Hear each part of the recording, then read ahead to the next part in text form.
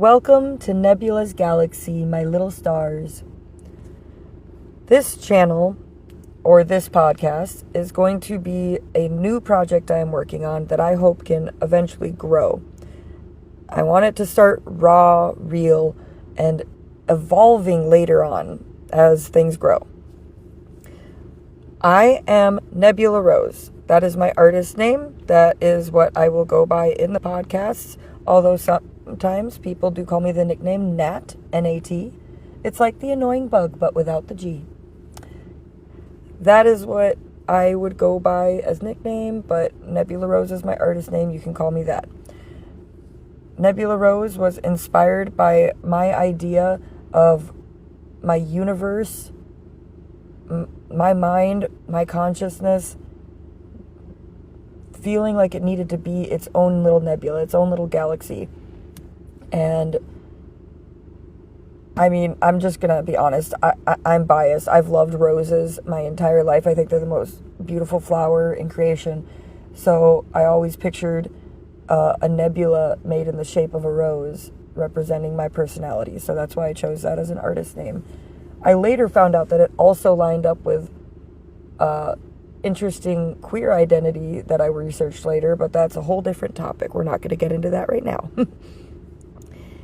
Anyways, this is not going to be super polished at first. I'm just getting my feet wet here, trying to see how I can slowly expand this idea, and I hope you'll come along with me for this journey. This is me talking, thinking, and processing through a lot of this. One of the things I want this podcast to eventually be is a space for artists who don't fit cleanly anywhere, where labels and other mainstream things like radio or even just algorithms on certain social media doesn't always highlight these artists. And some of them that are missed are so incredible and are untapped talents that really need to be more out there and more discussed. And we need to help those communities grow, because a lot of these indie artists that are putting out music based on their personal experiences, based on their neurodivergency, their mental health, their life, their trauma, their love. These people who are truly pouring everything they have into their music, these are the people who can build actual communities that stick together, that stand together. This is not, I'm not talking Swifties territory, okay? I'm talking the kind of community that you get from like one of those classic TV shows like Supernatural or Friends. You get this like niche group of people that's actually a usually large group, hundreds of thousands, sometimes even in the like lower millions of people who all gather behind an artist, an idea, a show, because they all feel seen with it. They all feel heard with it. They all relate to it. And what a lot of these indie artists don't realize is that if they could have more exposure, especially if someone like me could help them get more exposure, if the rest of us out there could help spread their messages, then we could find more of those communities and build them together. And that's one of my goals with this channel. Now, that's not the only thing I'm going to be doing on this channel. That is one of the main things I will be doing with this channel, is trying to help really amazing artists be better seen, be better heard, be better discovered, maybe even helping with duetting or stitching or messaging these artists if I see things that can help them launch their career even further, free of cost, because my goal at this time is just to help. If I ever do build a career someday, I never want it to be because I was worried about making money. I want it to be because I'm doing something I love and just happen to make money from it. And in my opinion, that's how you make the most successful career. It's just starting with something you love and hoping you can make it into something that eventually does support you as well. That's what a lot of these indie artists are actually depending on, and why I want so badly to help them succeed. I want them to be able to grow their communities, to spread their voice, to help the rest of the world while also helping support themselves. That should be the goal of anybody following their goals, their jobs, their passions in general, to try and make their life better. Now, a lot of the things that I do with music, I tend to be more of an actual songwriter versus singer. I do have some original pieces that were done by specifically my voice with either very little or no alterations, like in my earlier works. But one thing I eventually realized is that my talent wasn't in the voice that comes out of my mouth, like in how I can sing or anything like that. That's not what voice I was trying to get out there, if that makes sense. I wanted to get my inner voice, the passion I could hear, the songs that I could picture, that I could hear, the performances that I could imagine and create in my head that I wanted to bring to life.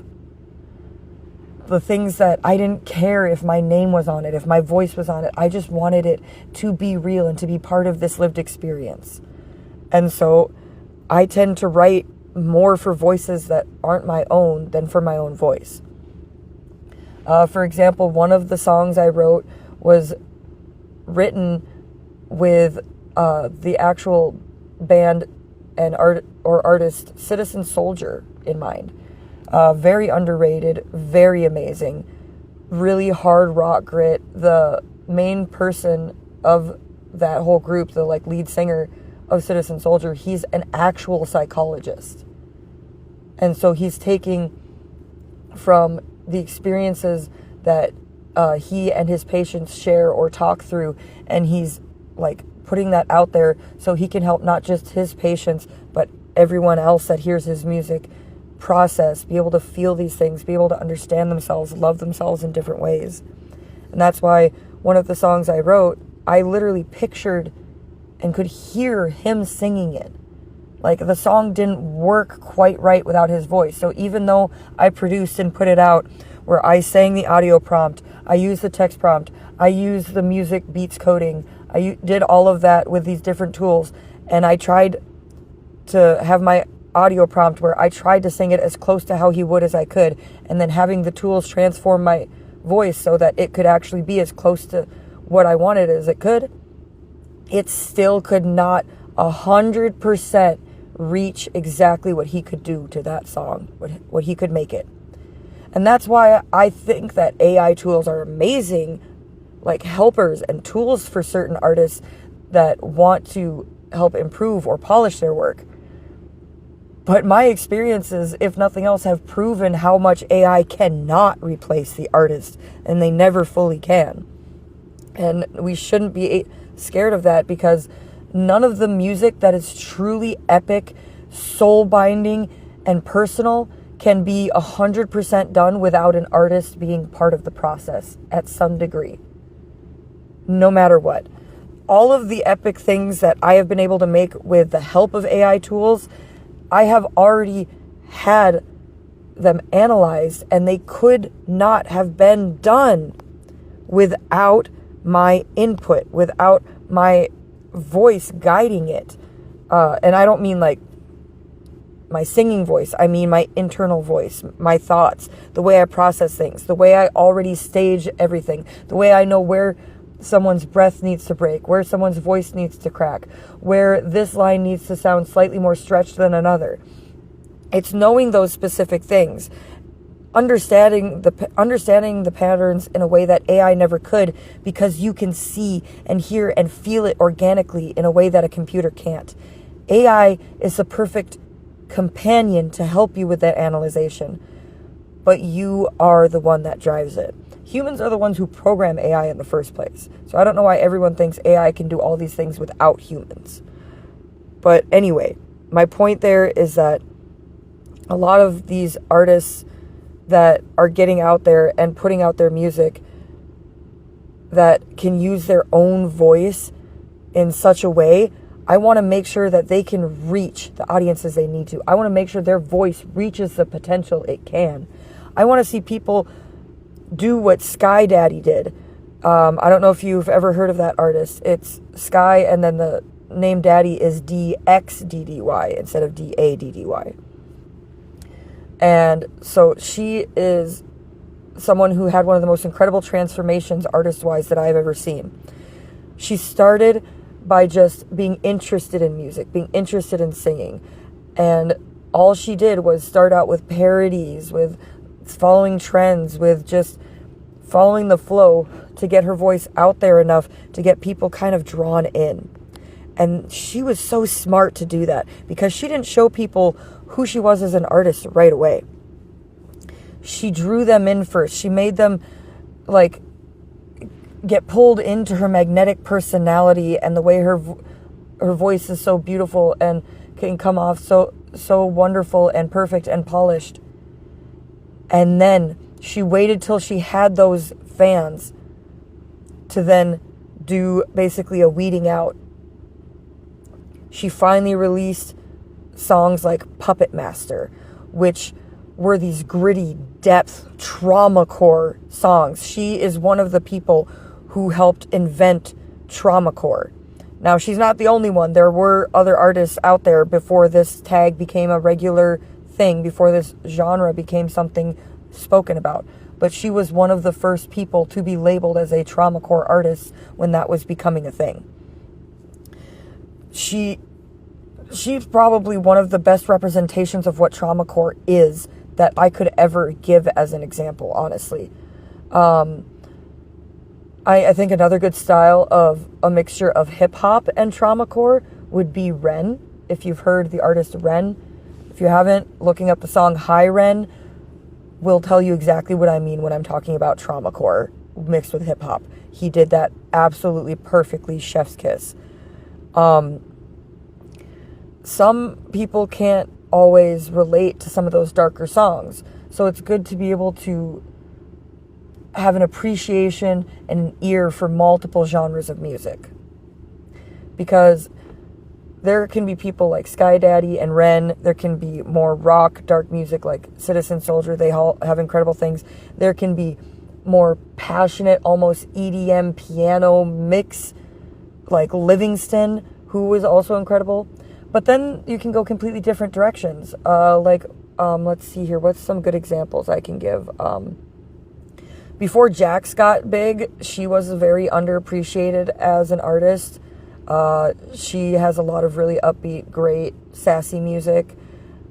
She really does amazing on having not only those hooks, but kind of tying in storytelling, vocal spoken word style with a more pop style. And it's actually really unique and clever.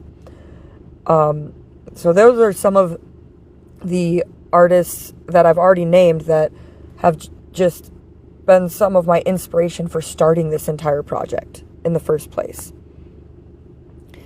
Now, I don't want to analyze too much with any of the artists right now because I want to introduce the idea of this entire channel. And one of the main important things here that I want to go over is the fact that this channel is also going to be covering other topics other than just the artists. This channel is also going to be centering a lot of the paranormal, consciousness, and perception type topics that I'm going to be going over. And by paranormal, I don't just mean in the spiritual, metaphysical sense. I mean in the actual scientific sense, in energies, in electrical readings, in disproving things that may seem supernatural when they are not, or paranormal when they are not, putting people at ease in those situations. In situations where something is paranormal, helping someone know exactly how to deal with it in a way that is respectful to them and whatever they're dealing with. Now, I'm somebody who I completely understand a skeptic's point of view because the only things that I truly can believe in without being skeptical myself are things that I have found scientific proof for. So I completely understand a skeptic's point of view. I will never argue with someone on what does and doesn't exist. I will only argue on what science says does exist, on what I believe does and doesn't exist, and what they may believe does and doesn't exist. They can all be different, separate things. We're also going to be not only going over paranormal stuff, because, by the way, to make a note here, my spouse and I actually do have a paranormal investigation team that we have done some kind of prerequisite videos on, where we have not actually published much yet because we're kind of still getting our footing, seeing how we want to operate as a team, because we haven't really had much freedom during COVID to kind of get that footing like we wanted to originally. So we're getting that footing around now that the economy is a little more settled, still kind of chaotic, but a little more settled for us getting that kind of set up. Going to be also addressing a lot of neurodivergence, intuition, pattern recognition in this channel in general. I am someone who's both autistic and ADHD, so I am very interested in these topics. I'm going to be discussing a lot about things that I also experience, like dissociative identity disorder, anxiety, depression. Going to be talking about some of the less well-known neurodivergencies, like the fact that borderline personality disorder is often not talked about enough, the fact that bipolar can be mistaken, or a lot of other disorders can be mistaken for bipolar disorder. The way that certain herbs or natural foods or dietary changes or even environmental changes can actually help different neurodivergency symptoms or mental health issues in general. There's going to be a lot of that talk. Every episode is going to be labeled, by the way. This first episode would be labeled as combo all or all.